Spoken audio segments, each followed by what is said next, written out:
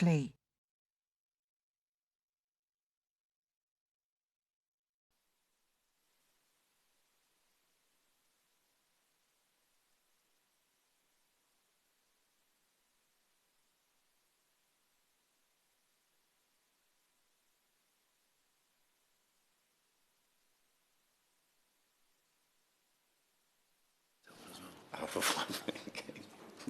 Right. Order, order. Sir Stephen Timms to move the motion. Thank you, Sir Charles. I'm delighted to serve under your chairmanship, and I beg to move that this House has considered the Child Maintenance Service. I'm grateful to the Backbench Business Committee for allocating this debate, prompted by the Work and Pensions Committee inquiry on the Child Maintenance Service. We published our report last April, and the government's response in July. The Child Maintenance Service, which I shall refer to as CMS, was introduced in 2012 to replace the Child Support Agency. Child maintenance is paid in three ways: non-statutory, family-based arrangements where the CMS plays no part; direct pay, where CMS calculates the amount due and draws up a schedule, but the parents themselves arrange payment; and thirdly, collection pay, where CMS collects the maintenance owed, calculates the maintenance owed, collects it from the paying parent, and transfers it to the receiving parent. For direct pay, there was, until I think yesterday, a £20 application fee, waived for under-19s and in cases of domestic abuse. For collection pay, the paying parent pays an extra 20% of the maintenance owed, and the receiving parent receives just 96% of what they would have under direct pay. DWP reported 2.5 million separated families in Great Britain in March 2022, with 4 million children in those families. The National Audit Office says about half receive at least some child maintenance. 1 in 3 have an arrangement that is satisfied in full. Of those with any arrangement, around 500,000 were on direct pay or collection pay, but nearly 1 million had a family-based non-statutory arrangement. The National Audit Office has made the point that take-up of CMS has been lower than expected for reasons which the department doesn't know, and also that setting up CMS has not increased the number of effective child maintenance arrangements. Our report, Sir Charles, made recommendations about the calculation of child maintenance. The maintenance assessed for some parents, and I think this is now quite widely acknowledged, is unaffordable in some cases, causing very serious hardship. The bands for calculating maintenance are in primary legislation, so it's very hard to change them.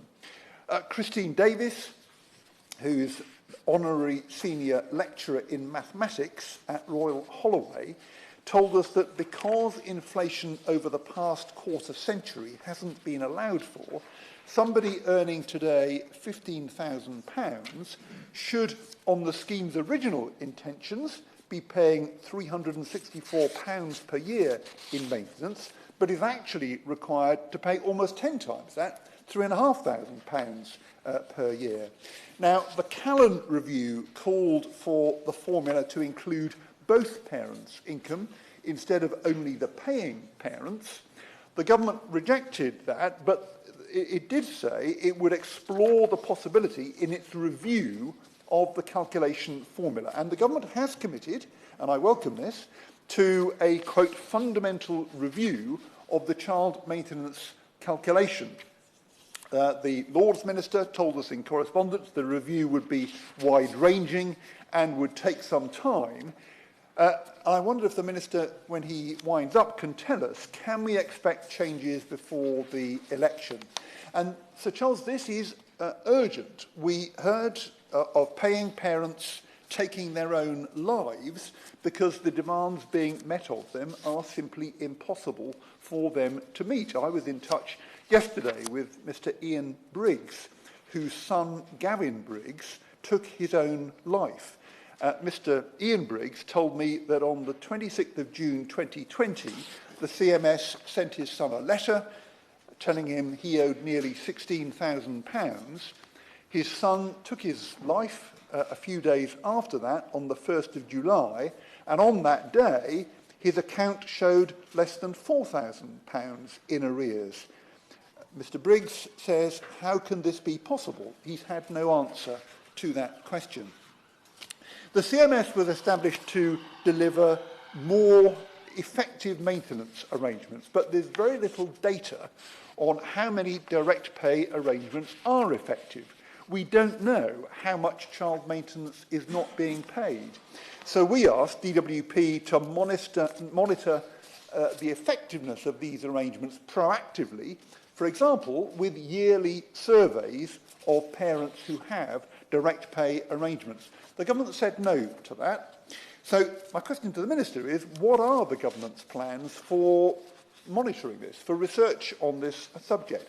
Does the department think it understands the effectiveness of direct pay? If so, what evidence is it using? We don't think it does. How many direct pay arrangements switch to collect and pay or family-based arrangements in the first 12 months? Does the department know why that's happening?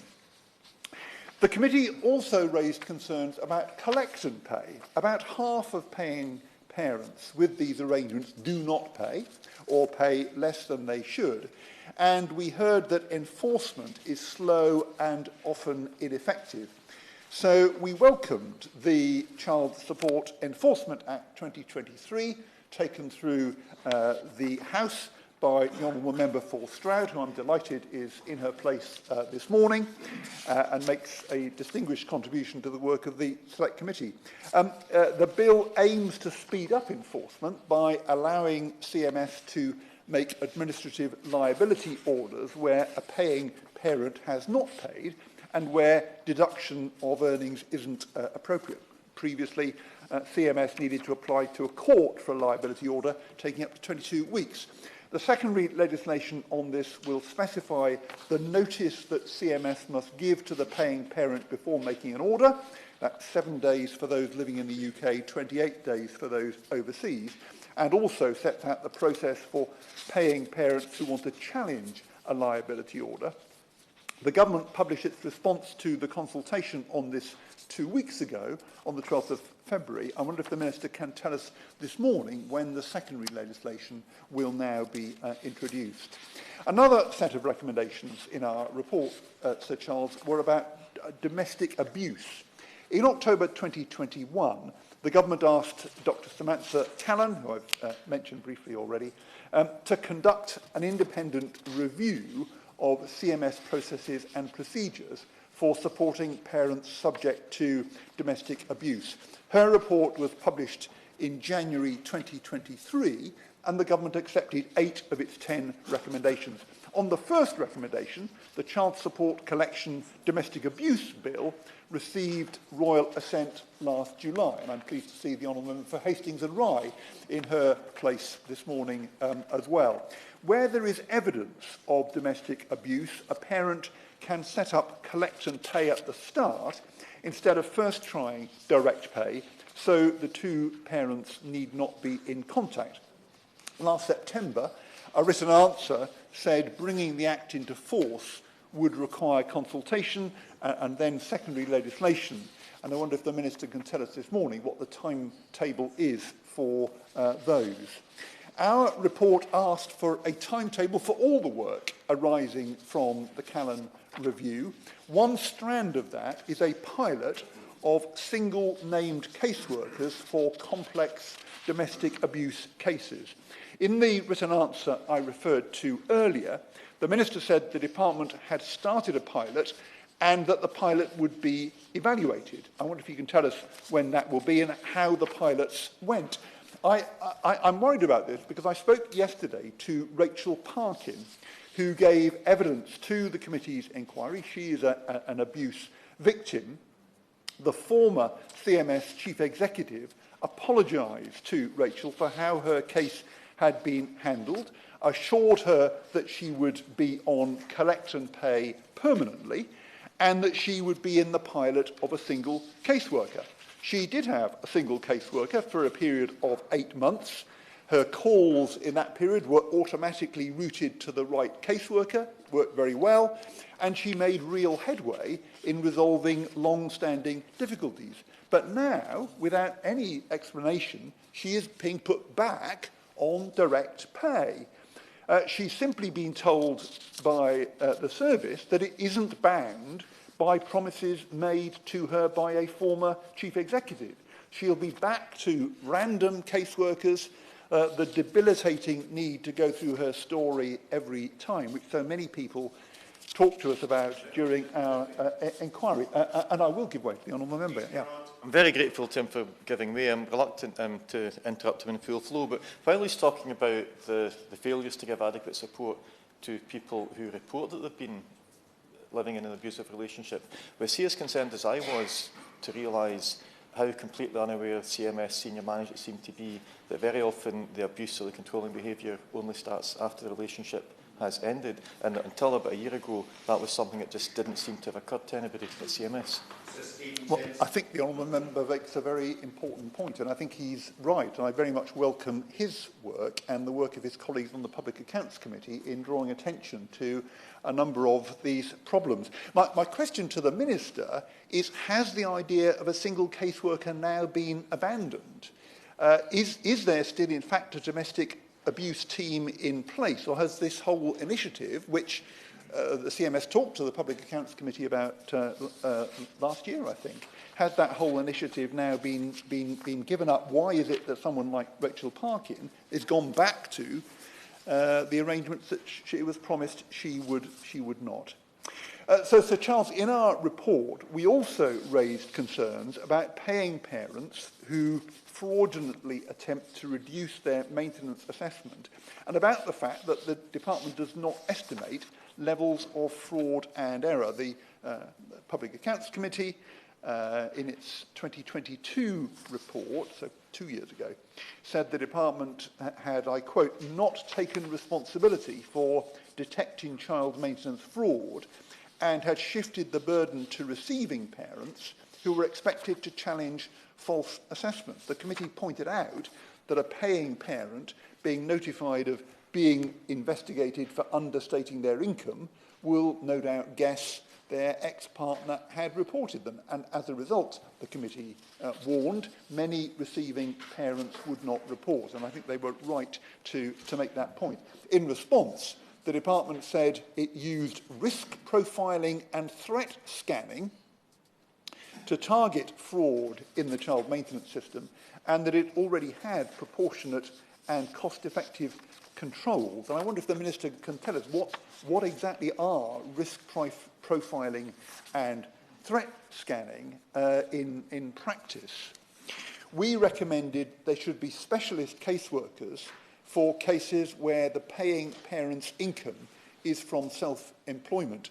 In correspondence, the Minister in the other place who has responsibility for this part of the department's work pushed back on this on the grounds of funding implications, but the department has said it will legislate to ensure unearned income such as savings, investments, dividends, property income is taken into account automatically when maintenance is calculated, to make it more difficult for, quote, the small number of parents who avoid paying the correct amount. And I wonder if the Minister can tell us when that legislation is going to be introduced.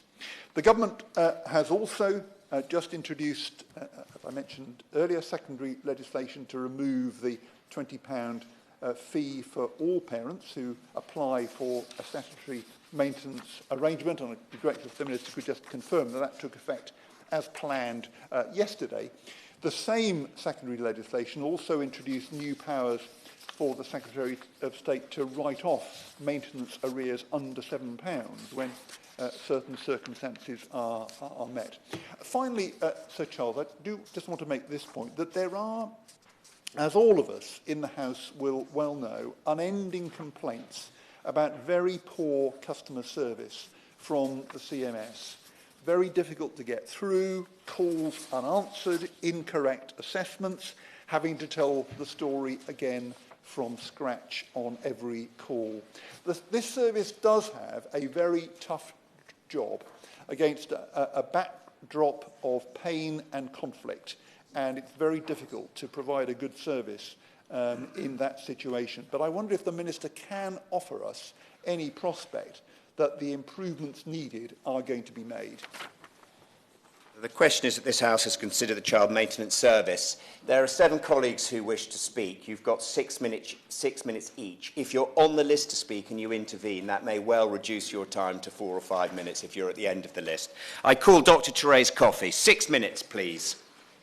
Thank you, Sir Charles, and it's a pleasure to see you in the chair for this important debate, and I congratulate the Right Honourable Gentleman, the Chairman of the Select Committee, for securing this debate. I should start by saying I recognise the real importance of the Child Maintenance Service in trying to help particularly low-income children in low-income households. I also want to give credit to Arlene Sugden, who was the director of the Child Maintenance Service. I think she actually did a tremendous job and made a lot of the changes. It's sad to hear some of the potential reforms that she brought in may now have slid since her time. But we should be recognising that over £1 billion a year has made its way to the parents who look after the child for the majority of the time, thanks to the CMS. Now, several of us will have a lot of distressing stories, and when parents come to us, the very fact that they are struggling for their child is struggling, and it is terrible to see how children can often be used as pawns in this relationship, this dysfunctional relationship or non-existent relationship.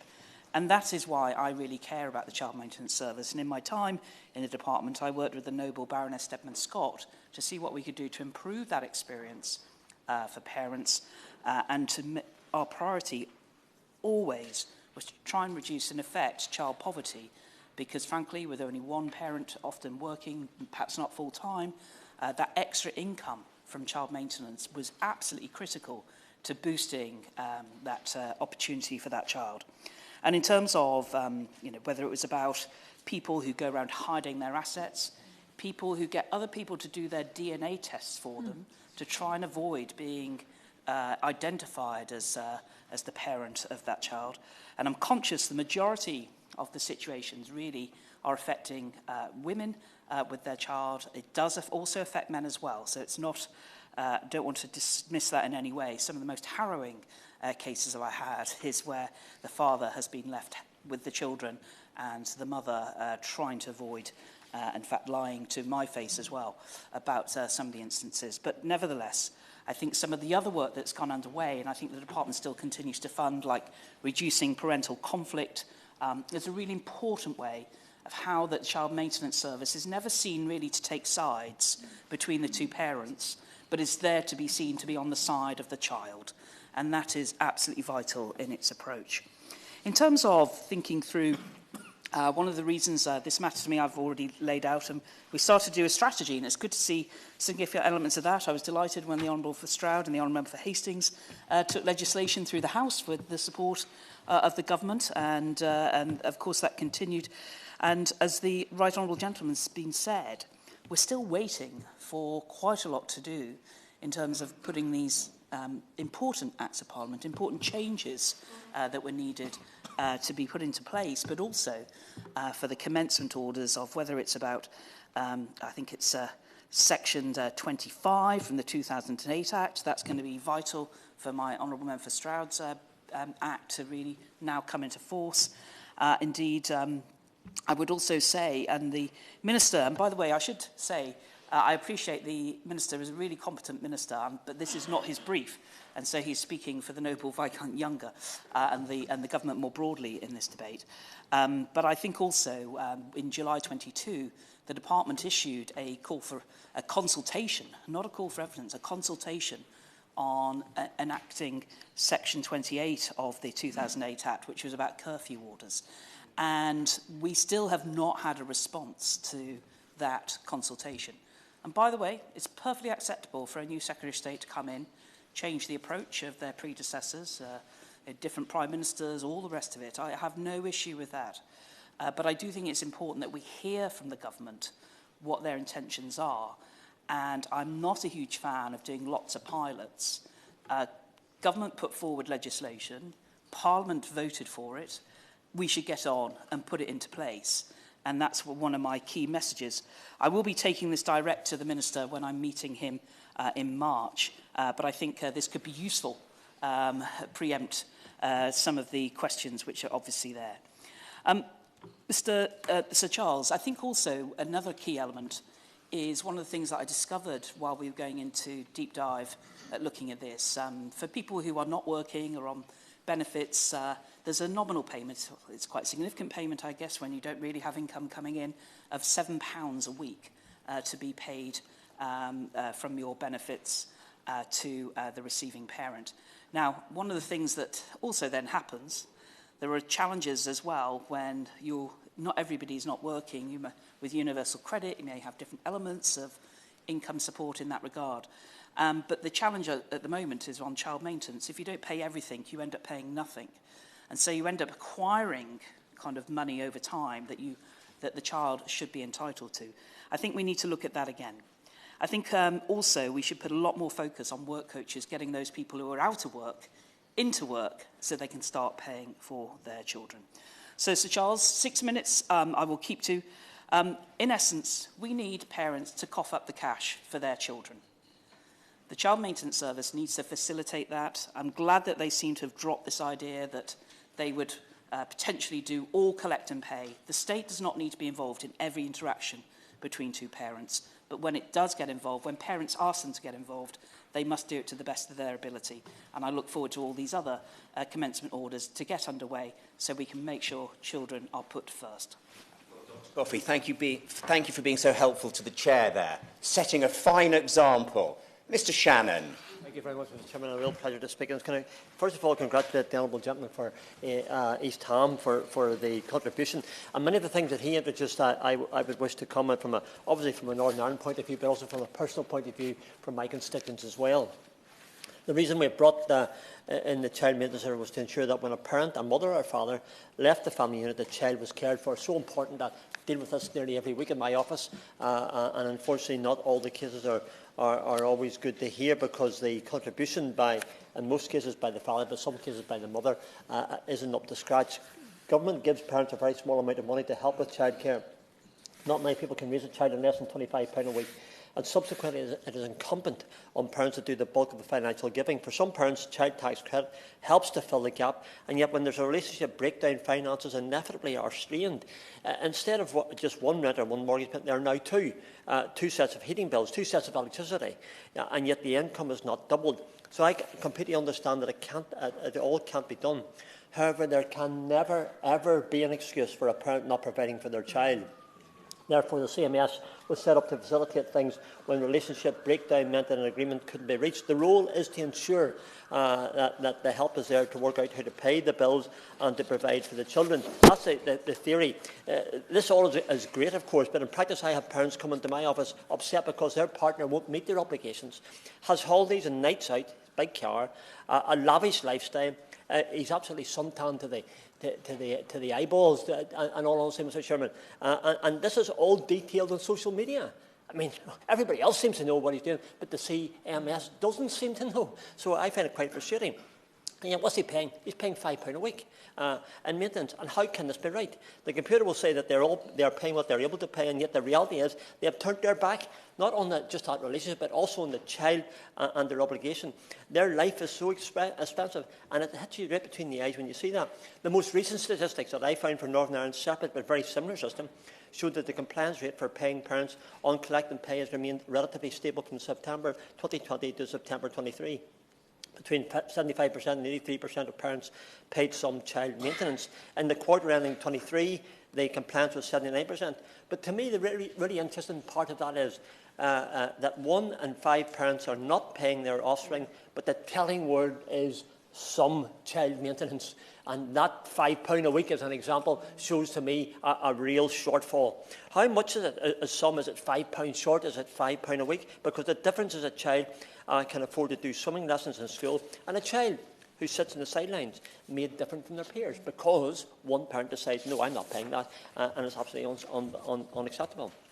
It is a difference that we need to know, and cannot accept a reporting system that appears to say that any amount paid is a victory. Try explaining that victory to the struggling single parent whose mum is giving money out of her pension to keep her lights on.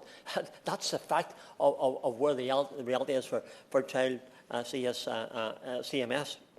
There is a mechanism by which those who are not paying can be taken to court.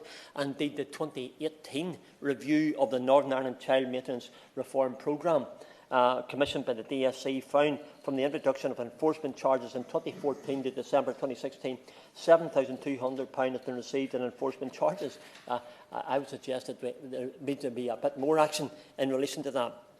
Collection charges under Rule Collect and Pay introduced in August 2014 saw 432,100 received from paying parents and 83,400 received from receiving parents. Part of the problem is parents pursuing CMS. Problems with parents pursuing CMS is that they speak to a different officer every time. Many times, Mr. Chairman, have you and us here as elected representatives had to explain all the case again to a different officer. And okay, if it's going to be one officer, that's okay, except for one thing, it doesn't work out either. Quite happy to give way, yeah. Thank the honourable member for giving way. Just on that issue about the case officers not being fully au fait with the issue, it is an extremely frustrating point that more and more parents are alluding to, the delay time that they experience on the phone and then having to start from scratch to explain their case from A to Z, which is extremely frustrating for all concerned. It certainly is, and that's one of the problems. So I look to the Minister. The Minister is a very compassionate and understanding Minister. He will come back with the answers that hopefully we're all seeking. And I'd be very keen to hear what his thoughts are. How we can ensure better continuity. Reforms have been taking place thanks to the private member for Stroud, and I want to thank her here personally, Mr. Chairman, but as others have and others will, because her determination and commitment to this made that change in the Department for Work and Pensions to impose tougher sanctions on non-paying parents, such as forcing the sale of property, taking away passports, driving licences through a quick and simple administrative process. The Child Support Act was designed to see families paid faster, as it gives the DWP the power to use a liability order to reclaim unpaid child maintenance. Instead of applying to court and waiting for up to 20 weeks, my goodness me, how frustrating, Mr. Chairman, to wait that length of time for something done. Last sentence, Mr. Chairman, I'm going to keep within your 6 minutes. The reform is great, but more is needed. I look very much to the Minister to see how we can have improvement through the UK, Great Britain and Northern Ireland. Discussions, for instance, with the DWP in Northern Ireland, very appreciative to hear what the Minister's thoughts are on that, to ensure that in a better breakdown, the child is not the one who is ultimately paying the price. That's what this debate's about. That's what we should try to achieve. Thank you, Mr. Shannon, for your collegiate approach. The Right Honourable Caroline Noakes. Thank you, Sir Charles. It is, as ever, a pleasure to serve under your chairmanship. And I would like to add my congratulations to those of colleagues, the chair of the Select Committee, for having secured this important debate. It was my right honourable friend, the former Secretary of State, who made the point that when constituents come to our surgeries to discuss their child maintenance service concerns, cases, complaints, they are almost invariably very distressing meetings that we have with them. And I'm not going to rehearse every case that has come before me, but just highlight some of the issues that I have encountered recently, including a man in tears because he simply couldn't get the child maintenance service to adequately explain the arrears on his account. On the phone, they would tell him that he owed nothing, and then days later, he would get a letter telling him he was several £1,000s in arrears. They would then attach a deductions of earnings orders to his employer, the Ministry of Defence, whereas he said it became professionally very difficult for him because he wasn't allowed to be in debt. Yet, whenever he spoke on the phone, he was told that he was not in debt. So, look, there are complexities and confusions within the system that still prevail. The other issue I would like to highlight, and it is the flip of that, is I have several cases at the moment live that I keep raising with the Child Maintenance Service where 17, 18 and indeed 19-year-old children, no longer in college, but still in receipt of child benefit, and therefore the paying parent is still being asked to make contributions, yet can evidence, and indeed can produce evidence from the colleges, that these young people are no longer attending. So the parent with care is claiming that the child is still in full-time education, the child is not. They are effectively fraudulently claiming child benefit, and as a result of that fraudulent claim of child benefit, the paying parent is being expected to claim to pay their child maintenance contributions still. And they're not averse to supporting their children, but just trying to make the point that this is a young person who is no longer in education. Yet when they raise that with the CMS takes it as face value when the parent with care says, yes, yes, yes, they're still attending college. It's hugely problematic to them. Now, look, I think there are times in this place where you should confess your sins, and I was previously, for 12 months of my life, the Minister for the Child Maintenance Service, and indeed a Commons Minister, and I do pay tribute to my honourable friend, who I know is going to do an admirable job in responding to us. But I want him to take back to the DWP a very strong message that there remains a great deal of unhappiness about how the system is, or indeed is not, working. During my time at the DWP, I was desperate to be able to have the power to remove passports from non-paying parents. Now look, successive ministers, and there were several, I think the Honourable Member for Gosport, the Right Honourable Member for North West Hampshire, the Honourable Member for North Swindon, who was the one that eventually delivered on that power, all followed in my footsteps to make the point that taking a driving licence away from a non-paying parent actually hampers their ability to go out to work. Taking their passport hampers their ability to take their new partner on a weekend to Paris. I know which one would be more likely to be effective in my mind. But in the intervening years, we have only taken a handful of passports from non-paying parents. My honourable friend, the member for Stroud, who's done so much good work on this, passed me a note that told me it was 7 in 2022. It's just not good enough. If we're going to have powers in place, like the curfews that my honourable friend for Crewe has suggested, like the powers that my honourable friend for Hastings has advocated, they have to be used. We have to make the point to non-paying parents that powers exist, they're going to be used robustly. If you don't cough up for your children, you will suffer the consequences. And I regret, I still don't think we're getting that message across adequately. A final point, and I have veered away from the many cases where I have accompanied constituents to tribunals, where I have sat with them whilst those tribunals have been heard by telephone and have always sought to support them. One of the really concerning responses that I have had from the DWP recently was about a constituent who had sought a deduction from earnings order for a parent who had not paid for years for their children. And the DWP came back with the response that they couldn't put on a DEO because they were not confident of the non-paying parent's address. So we know that the DWP has the powers to look at their HMRC records, we know that they can see where they're employed, but they weren't confident of the individual's address. Sending a very clear message: if you wish to be a non-paying parent, then just disappear. Make sure that your partner cannot trace your address, and the DWP will back off. To be quite frank, we should never be in a situation where the DWP backs off. Parents have a duty to support their children, and I would urge the Minister to take the message back. We must redouble efforts to make sure that non-paying parents are indeed compliant. Thank you. Sally Ann Hart. Thank you, Sir Charles, and it's a pleasure to speak under your chairmanship. And I'd like to congratulate the Honourable Member for All Parliament of East Ham for securing this debate today on this important issue. And the CMS can play a vital role in lifting children out of poverty, but despite significant improvements since 2012, further reforms are needed. Last summer, I was delighted that my private member's bill ensuring victims of domestic abuse can receive child maintenance without contact from their abuser, and that received royal assent. The Child Support Collection Domestic Abuse Act will allow the CMS to intervene in cases where abuse is evident, using its powers to collect and make payments. This setup, collect and pay, is already used by about 37% of parents using the CMS.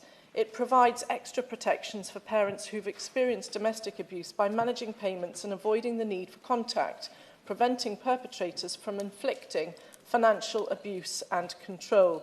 And it builds on the CMS's existing procedures to protect both the paying and receiving parents who are vulnerable to domestic abuse, ensuring more children in separated families are supported. The commencement of the Child Support Collection Domestic Abuse Act, as already highlighted, is reliant on secondary legislation to be developed and approved. And when I contacted the Minister in January, the consultation details were being finalised. Perhaps this Minister can update me on this. This Act and the Child Support Enforcement Act 2023, brought in by the Honourable Member for Stroud, provides the basis for the CMS to act swiftly, progressing enforcement action faster with the aim of getting money to children more quickly, establishing compliance, preventing further arrears and bolstering domestic abuse protections for parents. And I look forward to the secondary legislation coming into force to give effect to these two acts as soon as possible. However, a point to make about the collect and pay service. The CMS charges the paying parent 20% of the maintenance collected, and the receiving parent forgoes 4% of the collected money. It's not right that a victim of a domestic abuse must effectively pay for the privilege of being abused. They should not be penalised by the fees, which should be scrapped. In addition, as per the recommendation of the Work and Pensions Select Committee, to help parents on low incomes, there should be means testing for collect and pay fees. These fees should not apply to the lowest income households. The children's needs must come first, and it's important that available family monies are for the maintenance of children to help lift them out of poverty. Improving enforcement, its effectiveness and speed is also key. We are all aware of the fraudulent efforts that some parents seek to avoid paying for their children and the complication which arises when children live with both parents. For example, I have a current case, 4 children, 3 living with parent A who is not working and claims benefits and should pay child support to parent B for 1 child, and 1 child living with parent B who is working and pays child support to parent A for 3 children. Parent A has not been paying child support to parent B. Parent B cannot deduct the payment from the child support she is paying to parent A because this is considered 2 different cases and there is no linking up. Parent B is struggling and the CMS cannot seem to get its head around this. So there seems to be a need for better coordination within the CMS as well as with other departments such as the family courts to access financial information where non-resident parents are actively seeking to avoid paying maintenance. Information sharing is key, and to do this, better IT is also needed to enable joined-up enforcement activity. All public services need to remember that they are dealing with people who are often struggling. I attended a recent departmental briefing in November last year with the Minister, who outlined the work in train to increase enforcement action, and I welcome the further steps to improve the CMS with the liability orders consultation to speed up enforcement action, the removal of the £20 application fee to the CMS and longer-term changes. The scrapping of the £20 application fee signifies as a shift towards inclusivity and accessibility. And this fee can deter parents, especially those in vulnerable situations. All parents need to take financial responsibility for their children. It's not fair on the children if they do not receive the support they are due for essential food, clothing, education and healthcare.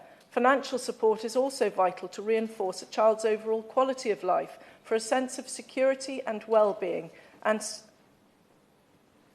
stability. Knowing both parents care about them and for them fosters emotional well-being.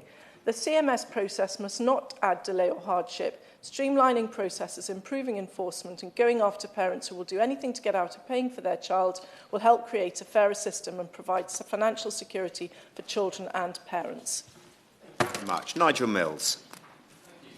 Sir Charles, and I too congratulate the Chair of the Select Committee on arranging this debate. I don't think it's too naive to say that what we would all like to have as a situation is that parents that separate reach an amicable arrangement on access and maintenance for the children and the state doesn't have to get involved in that at all. I suspect that is somewhat unlikely to happen in every case and hence why we need to have this service there.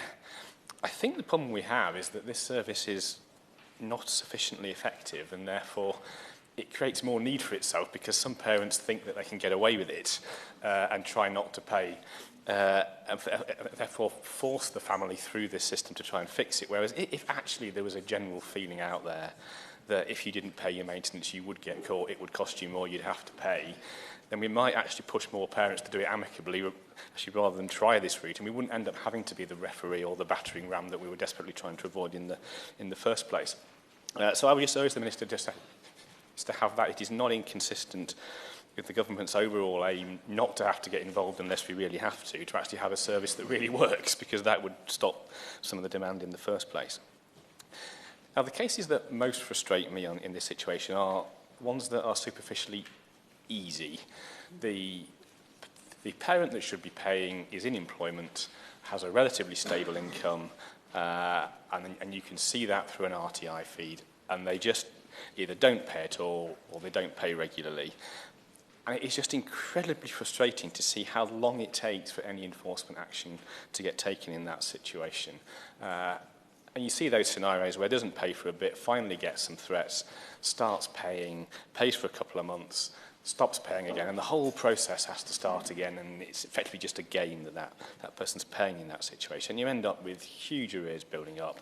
The parent with care is really struggling financially, and the child's losing out in that situation. So I would really hope that now we have administrative liability orders in place that can be brought in much more quickly, that we can stop those situations and arise. And I would certainly hope that the CMS can actually monitor how fast arrears are building up and how quickly these orders are being put in place. And we can actually show real progress in that situation, that those arrears are not going to get to the stage they have been getting in the past.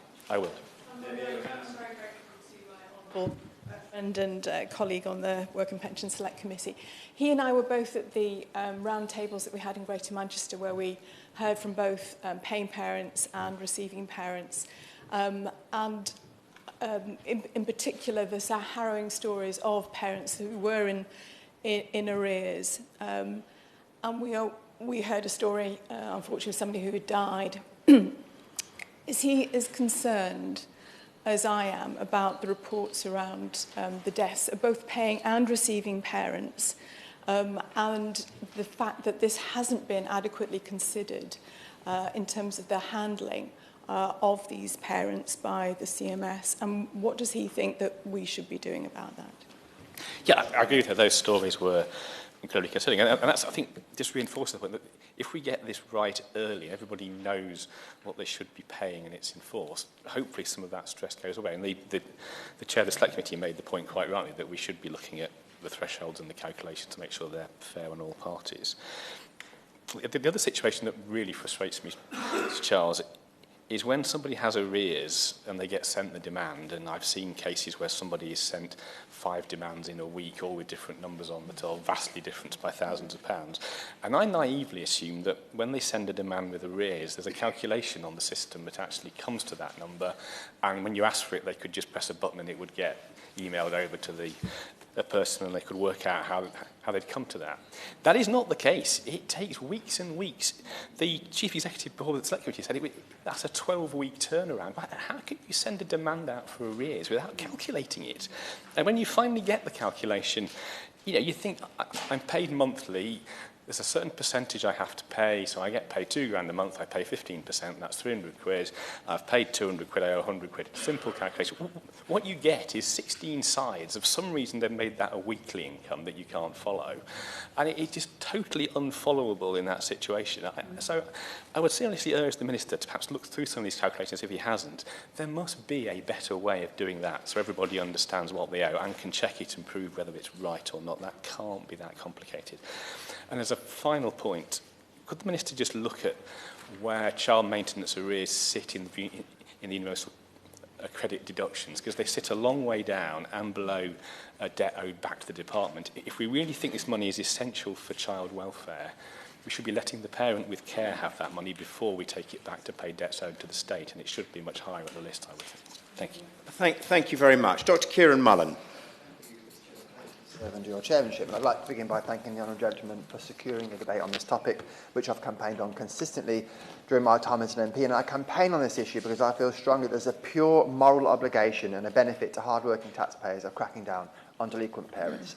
I've said before, and I will say again, having children and then not contributing to the cost of raising them is morally reprehensible. I certainly think it's worse than shoplifting or fraud or dropping litter or selling counterfeit goods and a whole range of other things for which individuals can and do regularly face much tougher sanction. This is not about some idealised view of families. This isn't about saying families should be one size fits all. It's about saying whatever the relationship between parents, both maintain a moral obligation to provide for their children. Recently, children have seen a win with the successful passage of the Child Support Enforcement Act 2023, and may I pay tribute to my honourable friend, Member for Stroud, for her bill and fully support the aims of what it wants to achieve. I know we've had the necessary consultations ahead of enactment, and I'd welcome, as others have asked, for an update from the Minister on when we can expect to see these powers being used, because they are very much needed. According to Gingerbread, total arrears now sit at £547.9 million. Imagine the positive impact we could have had on children had that money been paid. The non-payment of maintenance is a key driver of child poverty. If all maintenance due was paid, 60% of children of single parents who are currently not benefiting from payments would be lifted out of poverty. And let's be clear, in many respects, taxpayers indirectly pick up the bill. So while I praise these advancements, I worry that they will not be enough and represent a partial acceptance of an unacceptable status quo, in particular for those parents who don't earn or earn very little when they could reasonably be expected to be earning more. And this is where I think we need one of two fundamental rethinks. When it comes to out-of-work benefit payments, we expect recipients to make an effort to find work and earn more because they have a moral obligation to the rest of us when we're paying for their benefits. Surely the obligation to earn to care for your children is even greater. We should subject parents to the same reasonable expectations to find work and earn more as we do for those who are claiming benefits. And to enforce that and other expectations, I continue to ask the Government to make use of the home curfew powers available to it. The use of already established but unused powers to impose a home curfew, I believe, would have a positive impact on those who shy away from their parental financial duties. Indeed, spending 6 months with no social life, I'm sure, would certainly provide time to reassess responsibilities and allow people to be made an example of. And this is where I come to the second fundamental rethink that we make. The current system is one that ignores the moral aspect of this debt. This is not a commercial debt. People should be punished for not providing when they reasonably could. At the moment, the system simply asks them to start paying money again, and if they do that, everything falls away. There's no actual punishment for their moral failure to make an effort to pay when they could, or for deliberately seeking to avoid that. We need to create moral hazard for individuals to behave in that way. And a home curfew has the added benefit of providing time for a parent to go out to work. So those arguments about punishments that hamper earnings, particularly custody, for example, fall away. Of course, these powers should not be the first port of call, and cases must have a clear evidence base that a parent has actively made attempts to deny sharing money, or where they've made absolutely no effort over a long period of time to find work and increase their earnings.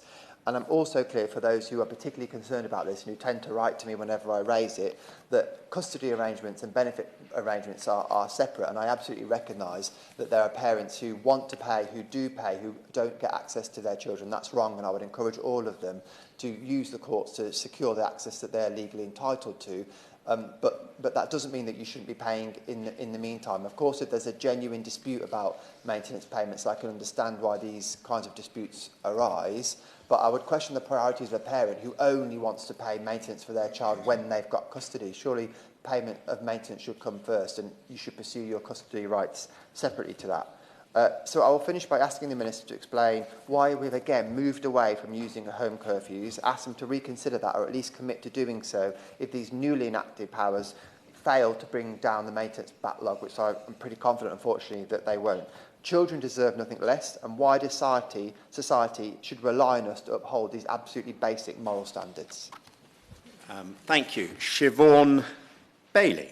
Thank you, Sir Charles. It's a pleasure to serve under your chairmanship. I give my full support to Sir Stephen and the committee and everything that he is asking for today. He had the foresight to bring this forward, particularly after the National Audit Office report, but he's also smart enough to follow up and start poking the government again to make sure that we can get some changes, because this is really a very serious issue that everybody is experiencing in in their postbags up and down the country. I'm grateful to colleagues for being so kind about the bill. I am very committed to changing the law and improving the enforcement, but I have to give credit to the Right Honourable Member for East Surrey, who brought the bill forward initially, but then she was made up and I took it over, and also to the government under the Right Honourable Member for Suffolk Coastal, because it was government supported, which obviously always makes things easier when you're trying to force through change. So it is a great big team effort in that respect. But listen, the reason I care so much about the Child Maintenance Service is my experience as a family lawyer, but also my own personal family experience. My dad still stares off into the middle distance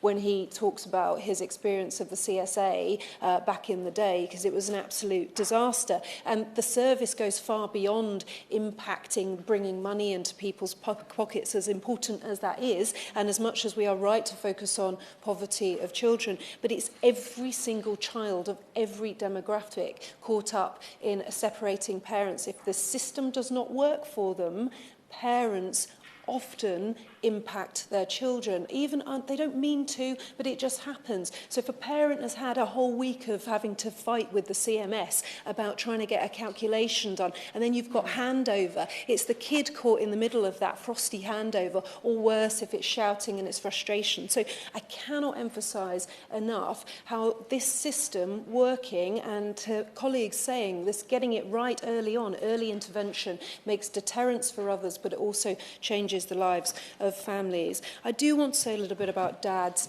They feel so under attack whenever we talk about changing the Child Maintenance Service. It is dads often in my surgery, in tears, caring deeply about their children, often having residence of their children and shared care, but the system doesn't recognise that or has ignored a court order.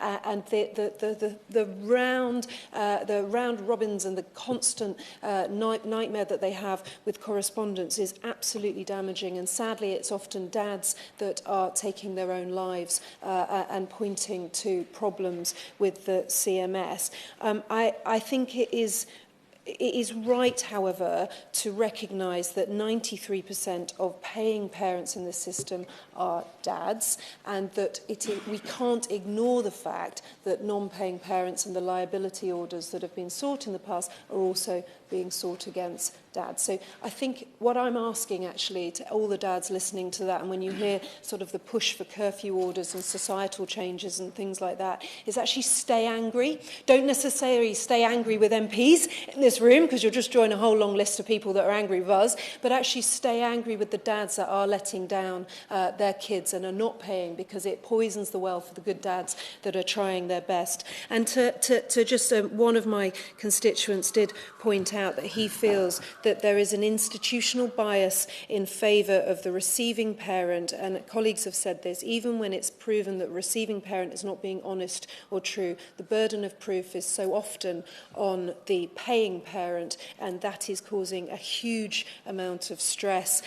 But to the complex cases that we were trying to fix, I'm trying to do my maths on my timing, Sir Charles, but the complex parents that we were trying to fix with the tightening up enforcement, we have a situation where parents are seeing the lifestyle of a non-paying parent far outstripping. They're going abroad, they're having lovely times with their new families, and taking that evidence to the CMS is just falling down. And you've got a mum wrote to me and saying she had considerable stress. She wasn't receiving any money. She was working between 40 and 50 hours a week just to keep her kids clothed. That meant that she didn't qualify for any benefits because of her work ethic, and yet she could see the non-paying parent treating himself to several luxurious holidays a year to faraway shores. That is absolutely hugely detrimental to the children in that family, and we've got to make the choice. I will give this way. Lady for giving way. On this point about complex cases, these are some of the most egregious cases that I, and I'm sure other members, have seen in their surgeries, where you've got the paying parent concealing income because they're self-employed and therefore not paying what's owed. One mother came to me who's owed £18,000 in arrears, another one fighting 6 years for £22,000 worth of payments. And the way that arrears are treated are also different to live cases where a small amount being paid will be accepted. Does she agree with me that we need a full review of how these complex cases are dealt with and reform of the CMS? Absolutely. One of the biggest issues is lives are complex now. Families are complex. Families are blended. We have wonderful ways of living, and that has to be reflected in how the CMS caseworkers are trained, but also have that particular bespoke approach to each case, because it is incredibly difficult. I give credit to the CMS. I'm always impressed by them. I thoroughly enjoyed working with them to try and make the changes, and also Lord Younger and Baroness Stedman-Scott, amazing parliamentarians that are working really hard. But the National Audit Office says that we are heading for £1 billion of arrears by 2030, when the Child Support Agency had a controlled explosion in 2014 to 2018.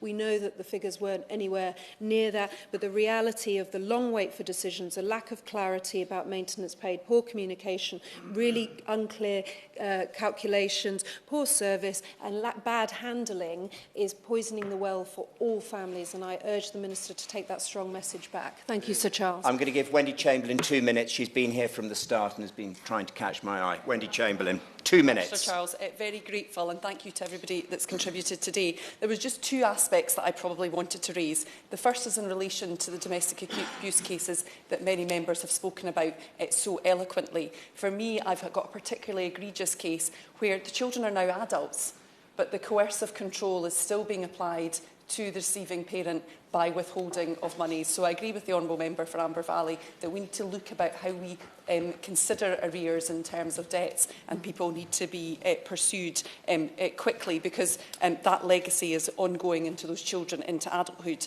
And the second is that we say that we want the system to basically work so that we don't make the situation worse when the CMS becomes involved. And the reality is even for those parents who engage with the system in good faith, they find themselves being let down. And I just want to highlight the case of my constituent Kevin, who was medically discharged from the military 18 months ago. He reported his falling income to the CMS and continued to make payments for his children.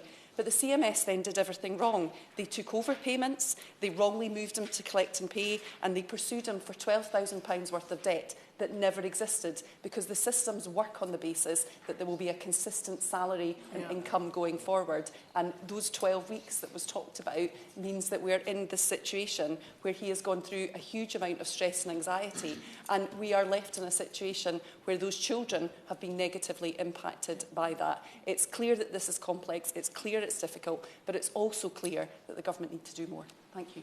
Thank you very much. I'm now going to call Peter Grant, and Mr Grant, you have 10 minutes to sum up for your side of the House. Thank you very much, Sir Charles. I'm grateful for the chance to begin summing up in this debate. Can I first of all commend the Right Honourable Member, the Chair of the Select Committee, for bringing this debate. Thank him and other members of the committee for giving me the chance to attend as a guest at some of their hearings when they've had the child maintenance service before them. I do want to give him more than the usual token, 20 or 30 seconds at the end to sum up as well, so I'll try and keep within the 10 minutes. Those who know me will know what a struggle that will be, but I'll do my best. I'm struck by the fact, again, that I think this is the third time I've done a child maintenance service debate in Westminster Hall, and there's been very little disagreement anywhere. Everybody accepts that it's not working. Everybody accepts that the time for talking about changing it is long past. We need to start seriously changing it. It's very noticeable this time that the overwhelming majority of contributions have come from the Minister's own party, 2 of them from people who have been there with ministerial responsibility. Incidentally, while the Right Honourable lady from Romsey in Southampton North was speaking, I did a quick check. I think since she moved on from DWP in 2017, we're now on our 5th child maintenance minister. Maybe that explains part of the reason why it's taken so long to get anywhere. There's obviously reasons why there's been so many cabinet changes in that time. But I think the child maintenance service is far too important to be one of the things that gets added to somebody's portfolio and they stay there for 6 months and gets moved on, because it is complex. And if a minister is only there for a year, they're not going to get time to get on top of it and to really drive forward significant changes. As I said, this is a system that is simply not fit for purpose. I don't think we can beat around the bush and look for minor changes. We need a complete overhaul, a complete review, starting from a blank sheet of paper and redesigning the whole thing. But the question that I would ask to illustrate that is, if somebody came in who didn't know what the child maintenance service was for and just looked at what they did, would they ever be able to work out what their purpose in life was? And if they did, I'll guarantee they would not conclude that their main purpose in life was to make sure that no child had to live in poverty simply because of the family circumstances that the parents had found themselves in. If we accept that as a valid purpose for the child maintenance service, we begin to understand just how far away from that target we are just now. The United Kingdom, depending on what figures you believe, were probably the 5th or 6th wealthiest economy in the world.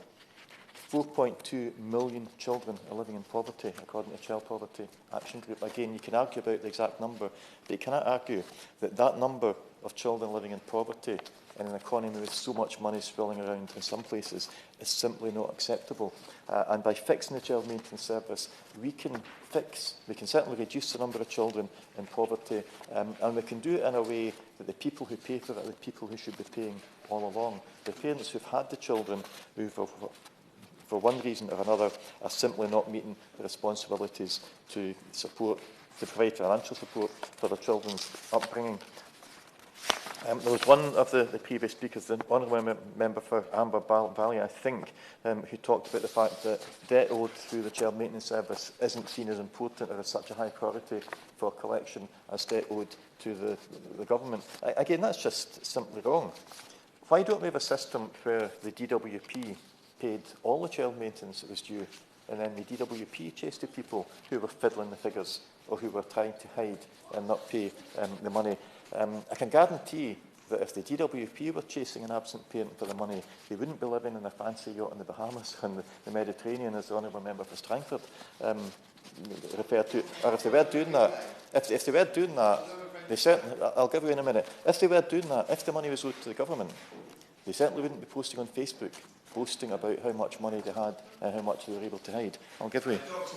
I don't know if he was able to listen to my points about moral hazard. Does he agree his proposal that the taxpayer would be directly picking up the absent payment of parents who were not paying would double the impact of saying, actually, you don't have a responsibility, the taxpayer will step in directly and take it up for you?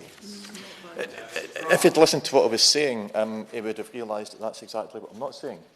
What I'm saying is that the full force of collection and enforcement that is in the hands of HMRC or DWP just now should be brought to bear, not only on those who are refusing to pay what is being assessed as being due to pay, but for those who are lying, who are committing fraud, who are stealing from their own children. Ultimately, they would still be stealing from their own children. But HMRC have got powers to enforce debt in a way that a single parent doesn't have. That's what I'm saying. It's not a simple solution, but I think it would make a significant difference. As is mentioned, DWP's own figures reckon that since the child maintenance service was set up, £590 million of debt has not been collected. And remember, that won't include the undetected fraud and under-declaration of income and assets and so on. Something else I always find concerning about the DWP is that, particularly about CMS, is that they don't seem to have any curiosity about a parent who fights and fights and fights to get a settlement and then just disappears off the system, who gives up. And I find in child maintenance service cases I've dealt with, probably the single biggest outcome is that the parent with responsibility for bringing up the children simply gives up in frustration, decides that it's better for them just to go on with their life, to struggle through, or very often in or near poverty, because they can't any longer cope with the stress of dealing with the child maintenance service. That is a shocking indictment on any government department, particularly on a government department whose only reason to exist is to make lives better for vulnerable young children. I've often noticed that when we speak to the paying partner always talks about how much they're having to pay to their ex-partner. They don't actually see it, or very often they don't see it as paying for the upkeep of the children. There's something about the language that we use here that we need to look at. Something that was raised by one of my constituents at a round table held by Five Gingerbread, which I hope the Department have picked up and started to act on, is that the letters get addressed to the parent, and it's the parent's name that's on it. It doesn't say to the parent of and then the child.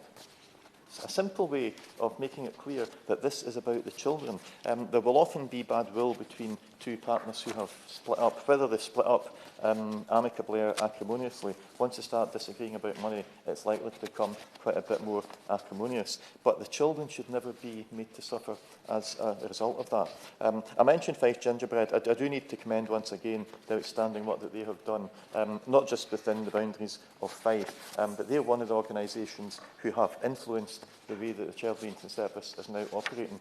I'm convinced that, for example, scrapping the £20 fee in order to claim child maintenance. Fife Gingerbread is one of the organisations that can claim part of the credit for having achieved that, as well as a number of other changes that we're seeing just now. We've had reference to the fact that the IT systems are just not fit for purpose. This is the 21st century. We're almost a quarter of the way into the 21st century. They're using systems that are, 40, 50 years out of date. The Right Honourable Member, the Chair of the Committee, and other members of the DWP Select Committee and the Public Accounts Committee will remember only too well what happened to payment of state pensions when they carried on using systems that were no longer fit for purpose. We could be heading for an equally massive injustice in the assessment, payment and collection of child maintenance if we don't get those systems sorted out. There's no reason, as Honourable Member for Amber Valley said, it shouldn't take 3 or 4 months for somebody to be told why the assessment is the number that it is. If somebody queries their HMRC assessment, in fact, when you get assessed on self-assessment, you can go online and it's sitting in front of you exactly why they've assessed you for that amount. The final thing that I'll say, Chair, is that one way to reduce the need for child maintenance is for governments to take other action to lift children out of poverty. Actions that this government could undertake, which have already been shown to be successful under the Scottish Government. The child payment, which has lifted about 50,000 children in Scotland out of poverty. Do that down here, you're talking about 500,000 children being lifted out of poverty. Actions that the Scottish Government have been taken are estimated to reduce the cost of bringing up a child by somewhere in the region of £25,000 to £26,000 during that child's childhood. Policies similar to that reduce the demands on child maintenance. It reduces the need for children or either to live in poverty or for their parents to be almost literally coming to blows, arguing about who should pay for the child. I entirely agree that nobody should feel they can just leave their children to be the responsibility of someone else. I find it interesting that financial neglect, which is what we're talking about here, is treated different from any other forms of neglect. If a parent neglects a child in any other way, we don't just stand back and leave the parents to sort it out. If a parent is financially deliberately neglecting their child, they can't be allowed to get away with it. I don't have confidence that the existing child maintenance service will ever be able to address that. That's why I think we need to design an entirely new service that is fit for the 21st century and that recognises the wide variety of circumstances that people are living in today. Mr Grant, a perfect 10 minutes. Shadow Minister. Thank you, Sir Charles, and it's a pleasure to serve under your chairship. And I'd like to thank all colleagues who've contributed, but particularly the Chair of the Select Committee, for bringing forward this debate, which, as we've heard from all of the serious questions asked, is very important. The Minister has quite a number of questions to answer that are important, so I will try to be swift, Sir Charles. But I think it is clear from this debate that what we all want on all sides of the House is for parents to meet their responsibilities and pay what their child needs. No ifs, no buts, just to get it done. And we know from Gingerbread, who many have mentioned, that 60% of children of single parents not benefiting from child maintenance could be lifted out of poverty if that support were paid in full. And that's why we want to get this sorted. The current situation is just not acceptable, which was why it was good, if a little tardy, that we finally got to the point recently of the government removing the fee for the service after many people warning for a number of years that that would remove its effectiveness. And listening to colleagues, Sir Charles, it does strike me that it would be helpful if the government could provide a timeline or even a working update to help colleagues know which improvements to CMS they're currently making and what the status of those improvements are. I think there's 3 areas where the government could do this that would help us on issues relating to domestic abuse, on issues relating to customer service, and I think particularly of the contribution made by the member for Amber Valley about the complexity of calculations. It can't be beyond us to have clarity and be able to inform citizens of the information the government has on their behalf. And on enforcement, again, members have made it absolutely clear how long we've been trying to get enforcement improved. And I think just having a working update from the government as to where we are on that would really help colleagues. So I'd like the Minister to consider that. When he and I last met across dispatch boxes, I had some questions about research that the government were undertaking, and the Minister was kind enough to write to me on the 21st of February to say that Ipsos are commissioned currently to research direct pay customers. This is really helpful. We really need to understand what's going on for parents. So if he could say a bit more about when that will be published, that would be really useful. In that letter, he also mentioned to me a particular tool that DWP have developed, which I think gives us some hope in this area.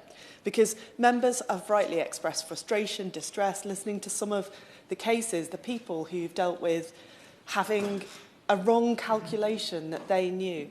The person that the chair of the Select Committee mentioned at the beginning of his speech, the dad who'd lost a son. You know, these are really heartbreaking issues, but I think that there is some hope in the letter that the Minister sent to me when he mentioned the Get Help Arranging Child Maintenance tool that had been developed for unbiased advice and support, designed to be convenient for parents and to support people into the most suitable arrangements for their circumstances. And I would like to ask the Minister what lessons DWP have drawn from the development of that tool, because listening to the contributions of colleagues, it strikes me that if we could have a focus also on early advice, help and support, so that people knew at a very distressing time of relationship breakdown what the best steps were for them, that seems to me to be hopeful and point to a better direction. So I'd be grateful if the Minister could say what lessons DWP are drawing from the development of that tool. And Sir Charles, I said I was going to be swift, and I will be. I will just sum up by making 3 very brief points that I think we can all agree with. In the end, I will if you'd like me to. Dr. Mullin. Yeah, there could be a change of government by the end of the year, and I welcome the warm words, and she may go on to describe specific policy pledges. But I'd like to actually hear specific policy goals that they have in mind. For example, do you support the introduction of home curfews? And rather just warm words, what are you actually going to do differently should you end up in government? My apologies. Sorry. Thank you, Sir Charles, and I thank the honourable gentleman for his intervention. And I would just say to him, not a single vote in an election has been cast yet.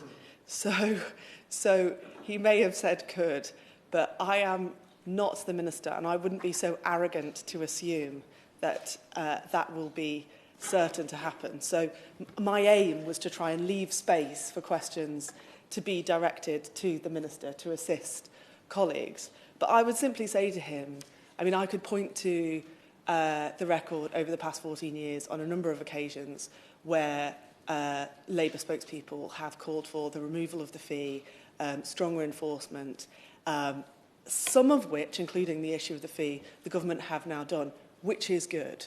However, as I've been saying, we all know that there are a range of improvements that need to be made, and I would think that we would all find it helpful if the government could undertake to regularly update us through the Select Committee, if necessary, on what is happening. But as I was saying, Sir Charles, the children's needs, we all know, must come first.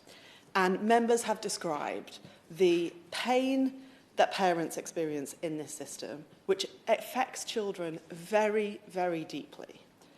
And that's why this really matters to us all. The second point that I think is uncontroversial is that the service also has to react to some complex realities of life. And one of those realities is the power dynamic in a relationship. Anyone can find themselves to be a victim of domestic abuse. But unfortunately, domestic abuse does tend to work through lines of the imbalance in power between men and women in our country. And this then implies, this then leads us to a heightened concern about how domestic abuse is handled within the system. And I hope that the service will hear that concern. And finally, I do want to end on a hopeful note, because I felt in the Minister's letter to me, whilst there has been deep dissatisfaction, there were some signs that the civil service is working hard to improve the quality of service for all parents. And if we can do that early, we can avoid some of the deeply distressing situations that members have described today. Thank you, Sir. Thank you, Shadow Minister. Minister, would you just leave a couple of minutes at the end for the mover of the debate? Provided you cough strategically, I am sure that is because my eyesight... My eyesight can't quite determine the numbers anymore, such is my venerable age. Can I thank... Pleasure to serve under your chairmanship, Sir Charles. Can I thank the member for East Ham and the member for Stroud for arranging with the Backbench Business Committee to obtain this debate, and all honourable members for their participation. I think we have had a constructive, wide-ranging and, for my part, very interesting debate. We have discussed the original findings of the Select Committee's report, which I very much enjoyed reading. I always enjoy reading difficult, challenging reports when they're not in my brief, because I find them much more reassuring to read, knowing that thinking is going on. We discussed the government response at the time. We discussed the progress since that government response and what has been done and how far that has got. I will try to cover as many themes as has been raised today, but if I run out of time or there is insufficient detail, I will make sure that we write to all honourable members. I know that Viscount Younger has already offered to, or rather has spoken to the member, the chairman of the Select Committee, to have a further briefing. I'm sure all honourable members here today will be interested in what Viscount Younger has to say, so I'll try to ensure that all that information is properly communicated. I thank in particular, I don't normally do this, but the Shadow Minister for speaking in such glowing terms as to my letter to her and making some very helpful comments about the progress that the government has been making. So maybe that might give other honourable members some optimism that things are moving in a more rapid direction than they might hitherto have realised. The Child Maintenance Service makes a real difference to the life chances of many thousands of children, which is why we are reforming it for the long term on an ongoing basis to continually improve outcomes. The service plays a crucial role in securing financial support for children where parents are separated, mandating and, when necessary, enforcing arrangements so that money flows from paying parents to receiving parents, which can benefit children and help prevent them falling into poverty. Indeed, payments for both child maintenance and private arrangements delivered an estimated £2.6 billion annually to parents between 2020 and 2022, keeping around 160,000 children out of poverty. The vast majority of parents strive each and every day to give their children the best possible start in life, but those who shirk the financial responsibilities they have for their children must be quickly held to account. That is why we are continuing to improve the child maintenance service to ensure it is working as effectively and as efficiently as possible. But it's currently still too easy for parents to avoid paying up if their income isn't coming through normal PAYE. This is why we're looking at changing the rules so that child maintenance calculations include a much broader range of earnings, such as property income. We recognise that some parents will find it more difficult to afford their payments and if they have built up substantial arrears. The Child Maintenance Service will continue to prioritise collection of ongoing maintenance, but we have committed to reviewing the calculation. We've begun the process to update the underlying research, consider how we ensure the calculation reflects current and future societal trends. Any changes made to the child maintenance calculation will require amendments to both primary and secondary legislation. The calculation formula underpins every child maintenance service case. Furthermore, those with private arrangements can also use the online calculator to get an estimate from their own arrangement, which is doubly crucial. It is essential, therefore, that we undertake a thorough and comprehensive review of the calculation formula and consider the potential impacts on all parents and children. This requires time to ensure we take an informed and coordinated approach to ensuring the calculation is fit for purpose and future-proofed. I will indeed give way. I'm grateful to the Minister for giving me now. And clearly, it's been an error at set-up that the calculation needs primary legislation in order to update it. Given that it's now 25 years out of date, is it not time to bring forward legislation to change it once and for all so that future changes can be made through secondary legislation or by other means? There were examples recently where other DWP payments were operated on the basis of statutory instruments that didn't take nearly as much bureaucracy to get them through. We should be able to do that with the child maintenance system as well. Minister. Well, the member makes an interesting point that may risk becoming a digression. I note the secondary legislation he refers to regards automatic uprating of particular indicators, and this is a more fundamental change to how the entire structure of child maintenance is conducted, so perhaps not suited to secondary legislation. We often hear criticism in this place that too much goes through secondary legislation unscrutinised by this place. I would think I personally, as a member, rather than just a minister, would rather such a fundamental change was scrutinised properly in the form of a government bill. So I think that's an important point.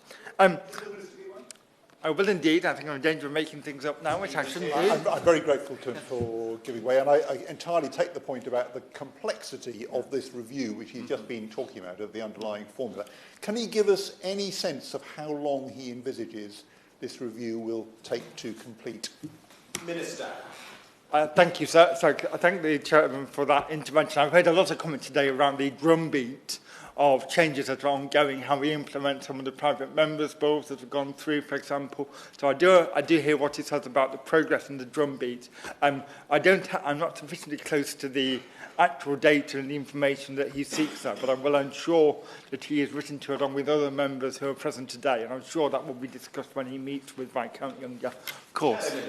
Thank you, Sir Charles. And whilst I'm pleased to have cheered the Minister up, I can assure him on other occasions I'll certainly be giving the government down the banks yet again. But this exact point is why I thought it would be helpful if, from this debate, we could have some sort of regular update.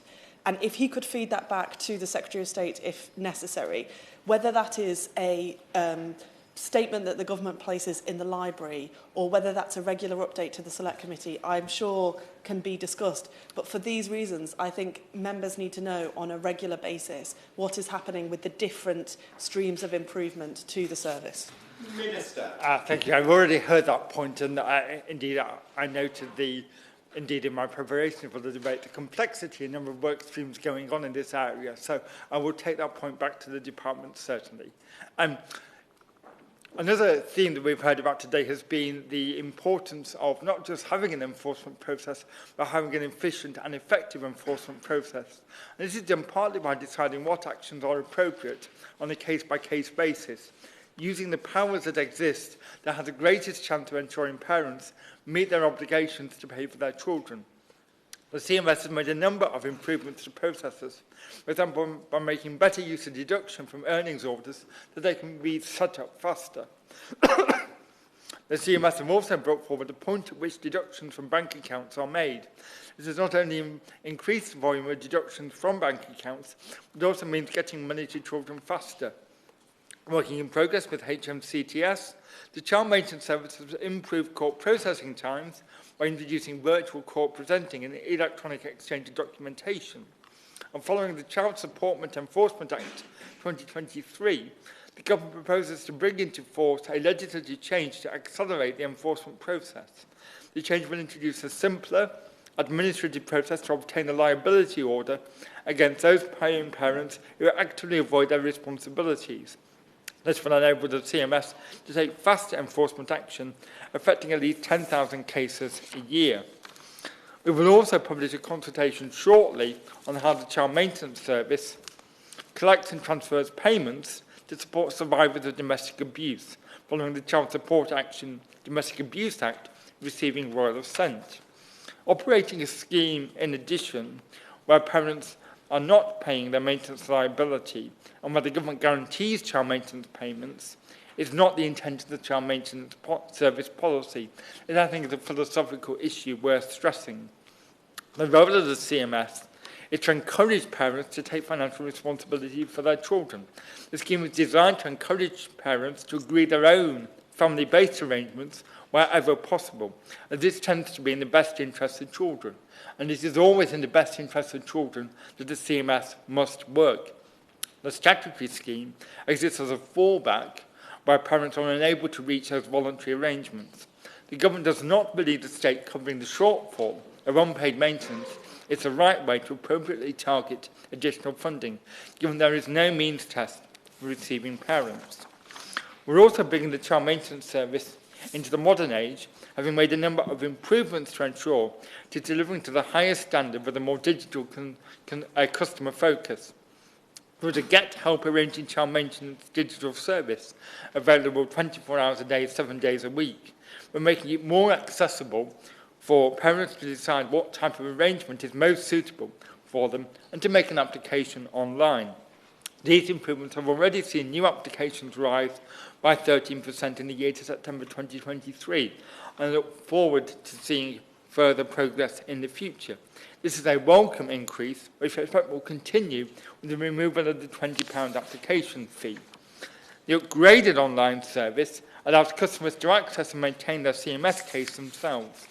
26 different changes of circumstances can now be reported online. Continued advances in digital systems mean the service is, as I said, available 24 hours a day. And many customer requests are now fully automated, meaning it is much, much quicker for parents to manage their own arrangements. We've also, as I said, improved the speeding up of enforcement processes. So in the quarter ending September 2023, around 33.5 million, more than half, of the child maintenance collected through Collect and Pay was from parents who had a deduction from earnings order in place at the end of the quarter. These improvements deliver a modern and efficient service for customers while enabling caseworkers to focus on parents who have more complex issues. Let me try and now deal with some of the issues that were raised specifically. I might not succeed in 3 minutes, but let me at least try. I can confirm the £20 fee has now been removed as of yesterday, along with the eradication of all debt £7 and under that we took through in the Delegated Legislation Committee. I was equally as concerned as he was to hear of the case regarding, I think it was Rachel Parkin regarding the continuity of the support she was receiving from that single nominated caseworker. The department will be writing to the chair of the Select Committee to make sure that we probably understand that case and what can be done about it. So there will be more to come on that point. We've been asked for some updates on the progress of various acts. Perhaps in the view of the members, it might be unhelpful to confirm that the consultations are ongoing because we want the measures to be proportionate, robust and targeted appropriately. It is never easy to rush consultation through. We're often criticised should we rush a consultation. Equally, I understand, not least when I was a backbencher, that when final reports have been issued by the government, people do like to see action. So that point has been heard.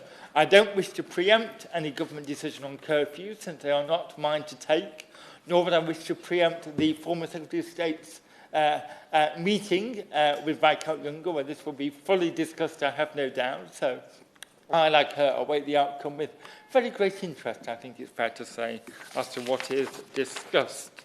And then, I've been told I now have 1 minute left, not 3 minutes. What I also want to just, I would love to talk about fraud, but I think one point I have observed from my own casework is very often that people know that something is not right. They have suspicions that fraud may be occurring, but when they engage with the CMS, it is not always taken forward. So one thing that we hope to be able to do by the end of this month is, in order to avoid vexatious claims of fraud, provide an illustrative list of evidence to those making these claims that the Financial Investigations Unit will require in order to take an investigation forward. That then avoids the disappointment that where someone thinks something is going on, that they cannot prove it. I think that will help both the individuals stuck in that situation, and perhaps also many of our caseworkers who are trying to guide people ringing our officers as to how to go about this.